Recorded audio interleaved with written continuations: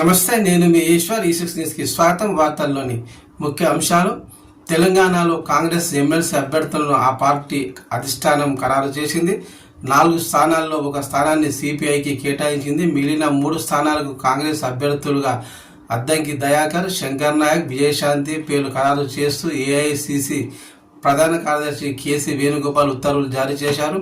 ఈ క్రమంలోనే తనకు ఎమ్మెల్సీ పదవి రావడం కాంగ్రెస్ సీనియర్ నేత అద్దంకి దయాకర్ స్పందించారు. ఎమ్మెల్సీ పదవిని తాను గిఫ్ట్గా భావిస్తున్నానని తెలిపారు. ముఖ్యంగా సీఎం రేవంత్ రెడ్డి, కాంగ్రెస్ పెద్దలకు ఆయన ధన్యవాదాలు తెలిపారు. 20 ఏళ్ల తన ప్రజా జీవితానికి గౌరవం దక్కిందని కామెంట్ చేశారు. పార్టీ కోసం పనిచేస్తే అవకాశాలు వస్తాయని అన్నారు. సీఎం రేవంత్ రెడ్డి తనకు ఎంతగానో సపోర్ట్ చేశారని తెలిపారు. ఇంక నుంచి నిత్యం ప్రజల మధ్య ఉంటూ వారి కోసమే పనిచేస్తారని స్పష్టం చేశారు. అదేవిధంగా నల్గొండ జిల్లా నేతలు కోమటిరెడ్డి బ్రదర్స్తో తనకు ఎలాంటి విభేదాలు లేవని, ఇక ముందు కూడా ఉండబోవని స్పష్టం చేశారు.